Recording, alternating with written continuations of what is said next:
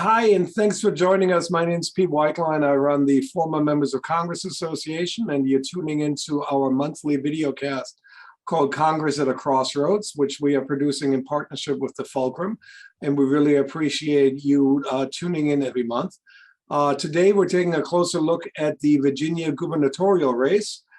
Just about a week ago, the Republican candidate, Glenn Youngkin, was elected the new governor of the state of Virginia in what some people saw as an upset, others saw as the writing was clearly on the wall.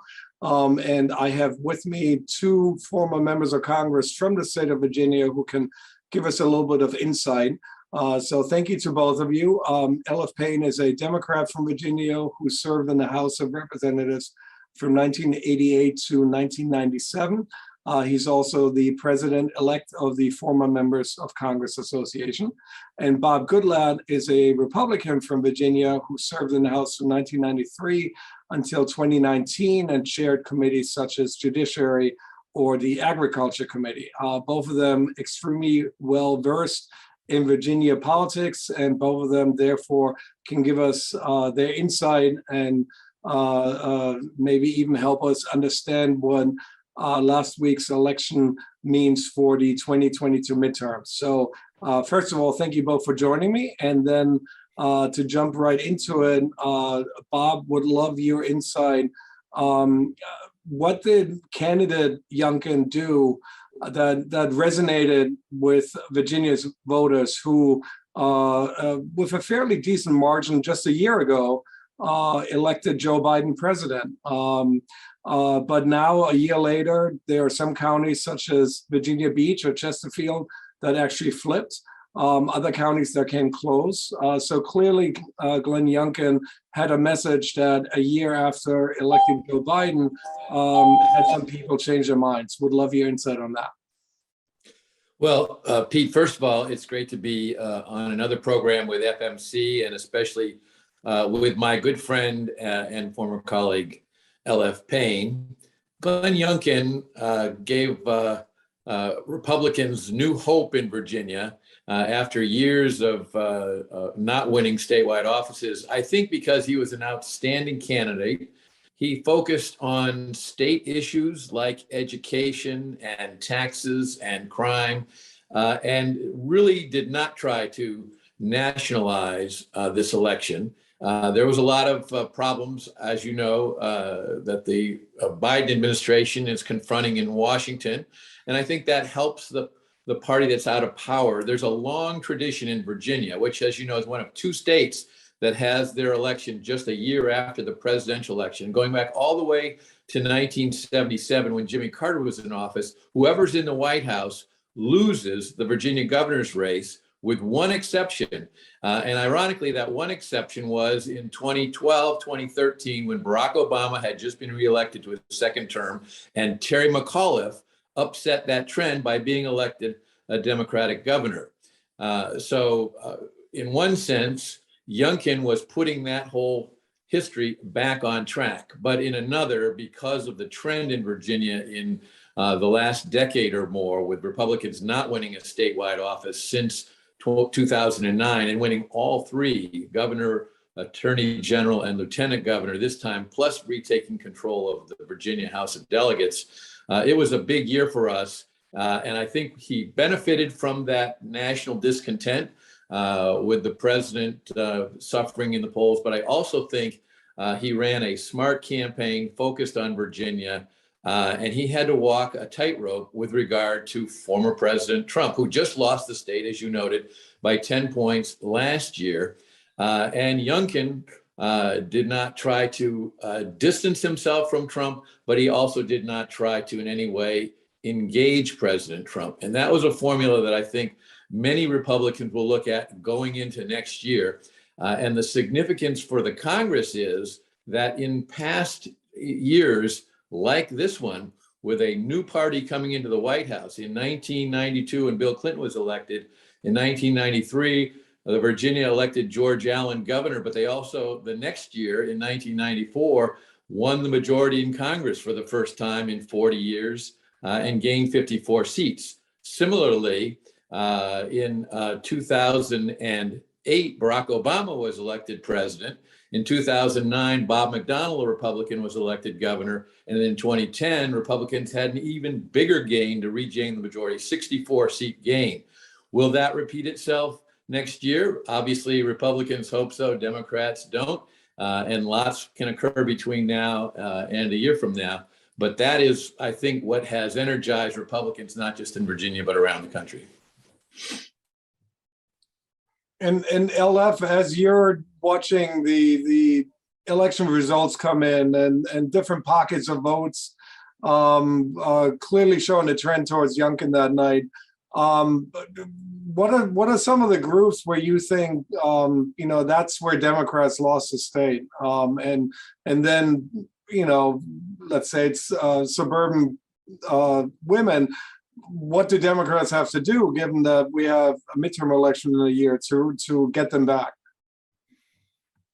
Well, Pete, thank you, and thanks to FMC for producing this, and couldn't be happier than to be on with my good friend Bob Goodlatte, who I had the chance to serve with, and was one of the outstanding members of Congress when I was there and beyond that.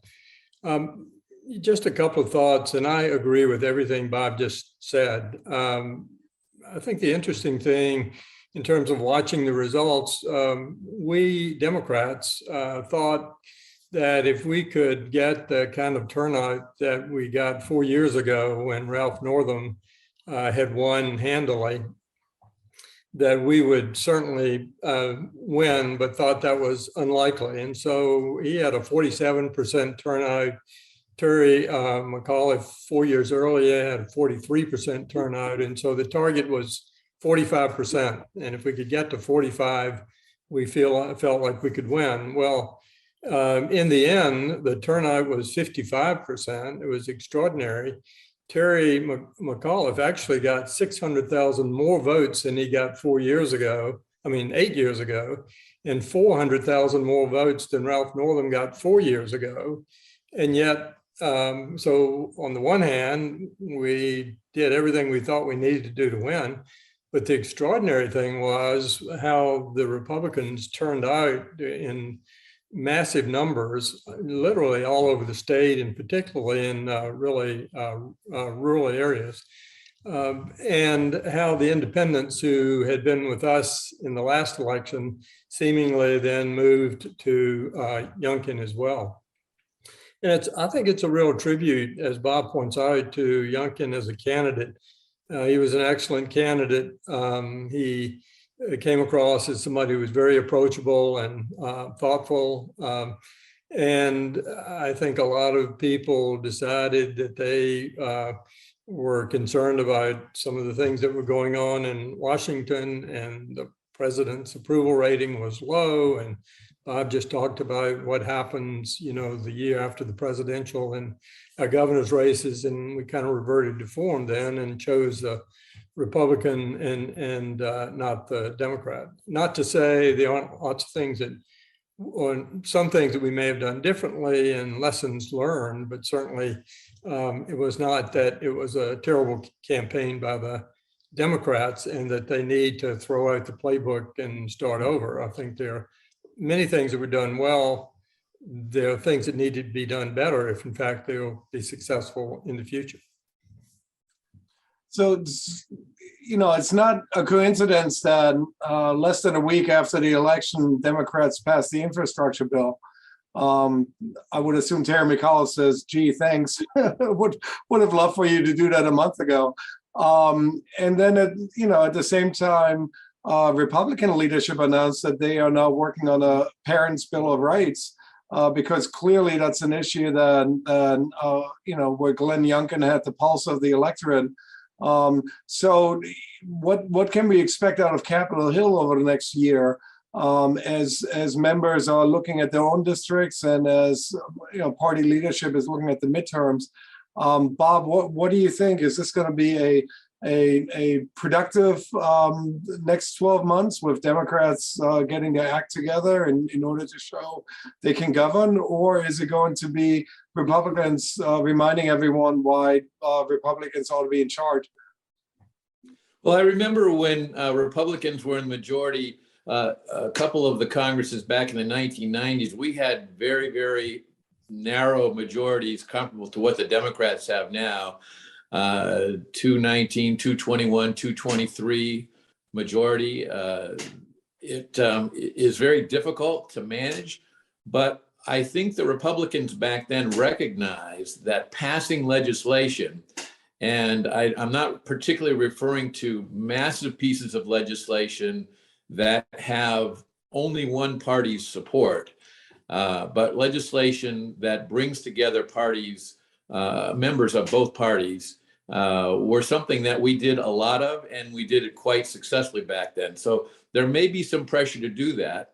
The political environment in Washington is worse now than I think it was then, although, that comes and goes. And that may make it more difficult. I think a lot of the intransigence that we've seen over this past year since Joe Biden was elected president relates to the fact that the majorities are just razor thin, 50-50 in the Senate, with the vice president breaking the tie. And I think it's something like 222 to 213, or maybe even narrower than that in the House of Representatives. Caution has taken hold. And I think that, quite frankly, both parties would be well served to put together an agenda of the Republicans saying, this is what we'll do in the majority, and the Democrats saying, we should pass some legislation now and show that we can work with Republicans. I think part of the difficulty stems from what happened on January 6th. But, everyone who's elected to Congress, representing very diverse districts all across the country, were elected to legislate on a broad array of issues affecting the American people. And I think it would be wise for the Democrats to recognize that and start working with Republicans, not trying to define them based upon what happened on January 6th, but based upon who supports legislation that a majority of the Democrats want to try to pass. There's plenty of bipartisan opportunities, but the leadership, the committee chairman, they need to make that a priority to get those kinds of bills to the floor and then over to the Senate. And LF, if you were an incumbent right now, a Democrat in a Virginia district with 1 year to go until you are up for re-election, kind of walk us through your thinking right now. What is it that you will want to make sure the voters hear from you, and what is it you will want to make sure your constituents see coming from Capitol Hill? Yeah, that's really a good question. Well, first of all, I think from the Democrats' perspective, and from the president's perspective, as Bob points out, these are razor thin margins that the Democrats have, and there's no assurance that they'll have them beyond, the 22 election. So there's a tremendous amount of incentive for them to move ahead now and get done what they can. And also, there's a lot of incentive to do that so that they'll have something to talk about when they go home and be able to show the constituents what they've done, on their behalf and what they voted for. So I think you'll see, you've just seen the infrastructure bill pass. I think in addition to passing legislation, there's a realization that there needs to be a better messaging around that, so that you not only pass the legislation, but you really spend a great deal of time talking about it, exactly what's in it, and so that people can understand the legislation that's passed and what it means for them.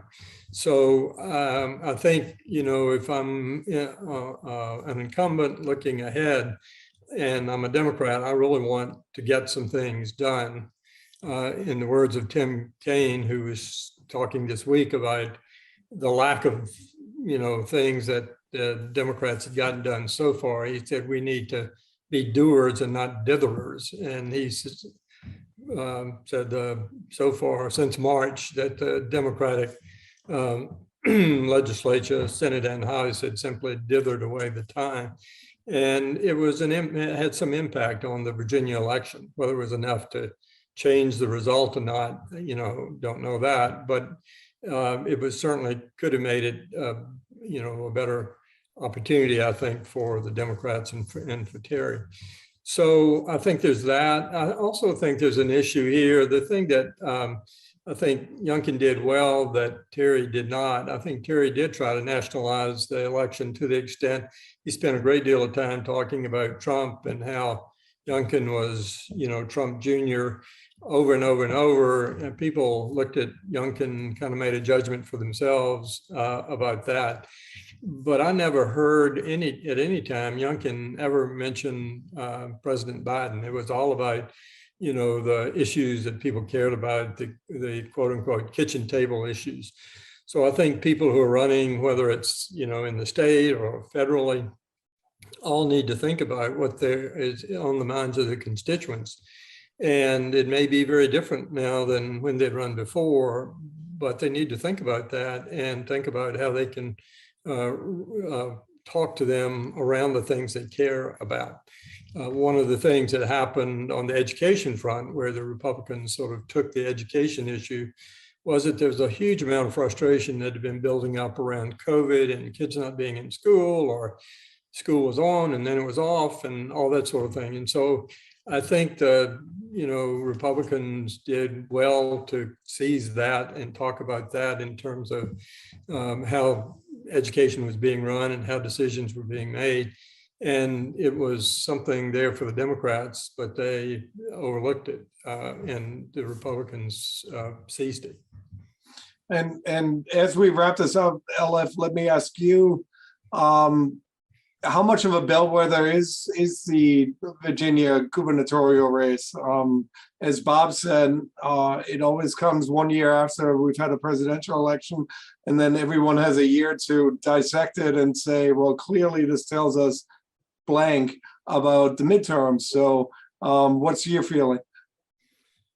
Two feelings. One, it's interesting that both in Virginia and in New Jersey, which were the two states that had elections, the Republican gubernatorial candidate outperformed Trump by about 12 to 15 points. So it was not unique necessarily to Virginia. Of course, the Republican did not win. That the Democrat in New Jersey, Phil Murphy, hung on to that governorship. So there is something out there that says that things are changing and the Republican opportunities are greater, and that there's a lot for the Republicans to look forward to. I'd say the other side of that, though, is that Virginia was somewhat unique in that Youngkin was such a terrific candidate. He had a great resume. He was very approachable. He did extremely well in debates. He raised tremendous amount of money, and he put a lot of his own money in the race. And so I think it's really important too, still in all of these races, who the candidates are and how they come across and what kind of campaigns they run, as much as the issues of the day. And then that actually gives me a wonderful opportunity to give Bob Goodlatte the last word, which is, and you started out with this thought, did Glenn Youngkin come up with a boilerplate campaign for future Republican candidates, where on the one hand, you do energize the Republican base that is obviously very Trump focused, but on the other hand, you do it in a way that doesn't turn off independents. Is that what we'll see more and more of over the next couple of months? I think you will see more of that. It was definitely a very smart winning formula because Glenn Youngkin actually ran ahead of Donald Trump in the counties where Donald Trump did the very best. As LF noted, rural counties across the state had amazing numbers, but in counties in far southwest Virginia, where Donald Trump got 85% of the vote, Youngkin got 87, 88% of the vote. So by speaking to the issues, and many of them, they may have shared some common views, but not to the personality, I think really worked well, because it then allowed them to broaden their base as well. And you notice that also the party made a very conscious effort to be more inclusive. We elected the first Black woman statewide office holder in Virginia history, in Winsome Sears. And her numbers, she actually got a slightly higher percentage of the vote in the lieutenant governor's race than Glenn Youngkin got in the governor's race. And if you look county by county, they just tracked each other very well. And then our new Attorney General-elect, Jason Miyares,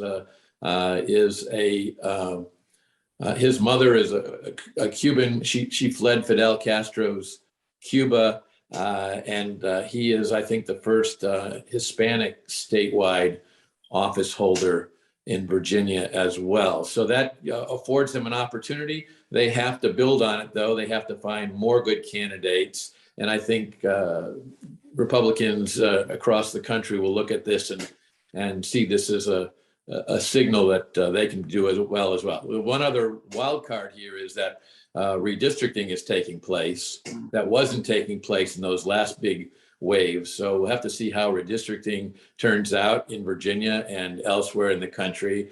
That's going to be another variable to consider. And in Virginia, it's been turned over to the Virginia Supreme Court because our brand new redistricting commission failed to come up with plans either for the state legislature or the members of the House of Representatives. So I think no matter which way you lean politically, the one thing coming out of both elections, Virginia and New Jersey, is voters were engaged. Voters made a point of exercising their right to cast a vote. They wanted to be heard, and they came out in droves, and that's what our representative democracy is all about. So even if you don't like the winner, you got to be pleased with that outcome. The other thing I'm pleased with is that the two of you clearly get along quite well, had neighboring districts in Virginia and worked together as colleagues both during and after Congress, and that's exactly what FMC is all about. So my thanks to both of you for your time and for your insight. My thanks to you for your public service, and we'll certainly for future video casts would love to have both of you back. Thank you so much. Thank you, Pete. Thank you, Pete.